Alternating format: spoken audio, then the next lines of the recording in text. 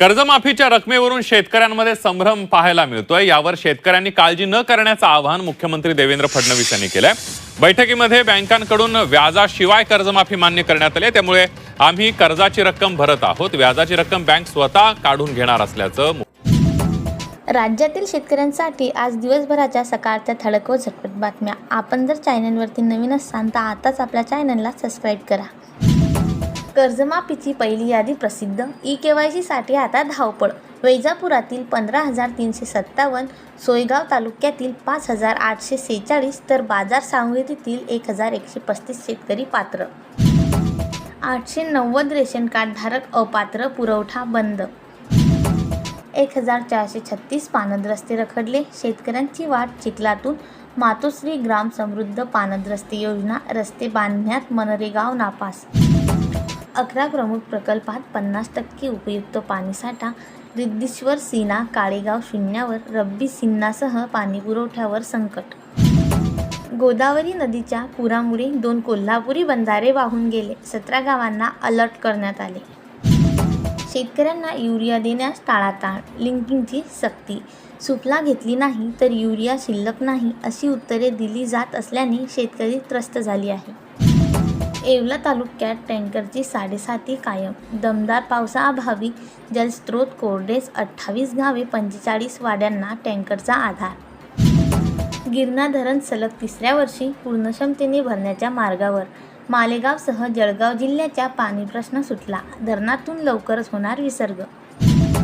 इगतपुरी, सिन्नर तालुक्यात मुसळधार पावसाचा इशारा। जिल्हा अधिकारी प्रसाद यांनी यंत्रणेला दिल्या सतर्कतेच्या सूचना।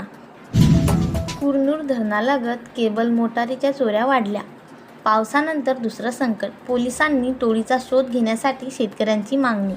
दुसऱ्या दिवशीही भीमा नदीकाठच्या परिसरात पूरदृश्य परिस्थिती कायम। उजनीतील विसर्ग घटला, भीमेतील विसर्गही कमी होणार, बंधारे उघडे होण्याची शक्यता। कर्जमाफीसाठी 54,000 शेतकऱ्यांची पात्र, 35,429 जणांची ई-केवायसी पूर्ण। वन्यप्राण्यांच्या हेदुसाने शेतकरी त्रस्त, 2 एकरातील पिकाची नासाधूस। जांभोरा येथील शेतकऱ्यांवर दुसरे संकट। शेतीप्रधान बुलढाणा जिल्ह्यातील सिंचनासाठी 21 कोटीची तरतूद, पशुसंवर्धनावरही देण्यात आला भर। पेरणीची वेळ हुकली, जिल्ह्यात उडीद मुगाच्या पेरणी क्षेत्रात घट। मृग नक्षत्रात पावसाची हुलकावणी, जुलै अखेर उडदाची 3,429 तर मुगाची 3,791 हेक्टरवरील पेरणी पूर्ण। देऊळगाव राजा तालुक्यात आपले सरकार, केंद्राच्या कारभारावर प्रश्न। जिल्हा अधिकाऱ्यांच्या चौकशीत आदेशाची अंमलबजावणी अपूर्ण। वरुड जौळका परिसरात अंतरमच्या गतीने कामे वेगात। गेल्या अनेक वर्षात पावसाळ्यात इतका कमी पाऊस झाला नाही। कपाशीला सध्या दमदार पावसाची गरज आहे, वेळात पाऊस झाला नाही तर उत्पादनात मोठी घट होण्याची शक्यता।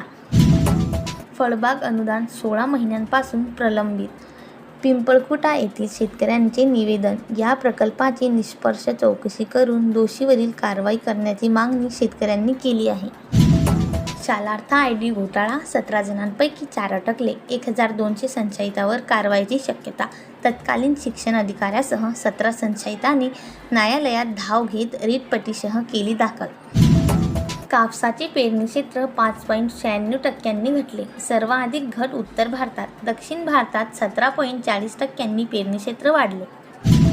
अनेक विद्यार्थ्यांना कायद्यातून पूर्ण संरक्षण, फास्ट ट्रॅक कोर्टात चालणार खटला।